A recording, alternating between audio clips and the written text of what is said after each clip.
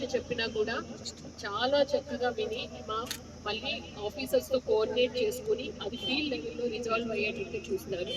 అంత చక్కగా పర్సూ చేస్తున్నారు కాబట్టి పాణ్యంలో డెవలప్మెంట్ యాక్టివిటీస్ చాలా చక్కగా మూవ్ అవుతూ ఉన్నాయి.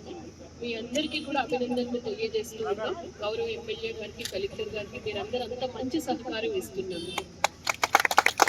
ఈరోజు కార్యక్రమానికి వస్తే గౌరవ ముఖ్యమంత్రి గారు భావితరాలకి మనం ఇచ్చే ఆస్తి ఏమన్నా ఉంది అంటే అది సహజ వనరులు.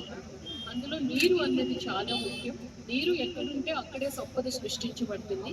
కాబట్టి జల వనరులను బాగా పెంచాలి, భూగర్భ జలాలను పెంచాలి, చెరువులు, వాగులు, వంకలు అన్నీ కూడా పుష్కలంగా నీరు ఉండేటట్టు చూసుకోవాలి. అంటే 100 రోజుల ప్రణాళిక ఈ వేసవి కాలంలో ఆ పనులన్నీ చేసి పెడితే వర్షాలు పడే సమయానికి ప్రతి వర్షపు నీటి బొట్టును కూడా మనం ఇంకించి అలాగే ట్యాంక్స్ నింపుకోవడానికి అవకాశం ఉంది, భూగర్భ జలాలు పెరగడానికి అవకాశం ఉంటుంది అని కలెక్టర్స్ అందరికీ కూడా దిశానిర్దేశం చేసి జలధార, జలహారతి అనే కార్యక్రమాన్ని ప్రారంభించారు.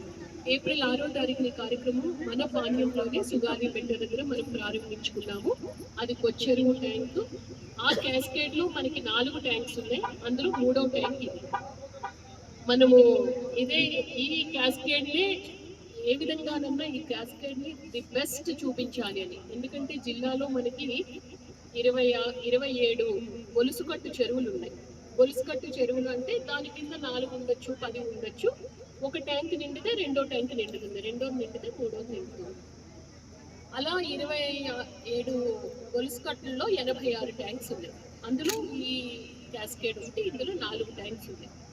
ఈ 4 ట్యాంక్స్ని కూడా మోడల్గా చూపించాలి అన్నది మా ఆలోచన.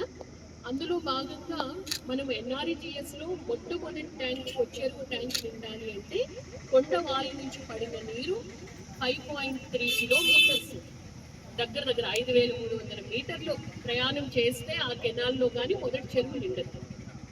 అలా 4 చెరువులు నిండితే చుట్టుపక్కల 10 గ్రామాలకు మనకి నీటి ఎత్తడం అన్నది ఎప్పుడూ కూడా భవిష్యత్తులో రాదు. నిండడం కూడా మొంతా సైకిల్లో నిండింది కానీ ఇప్పుడు సగం నిండడమే. అందుకని టోటల్ లింక్ కెనాల్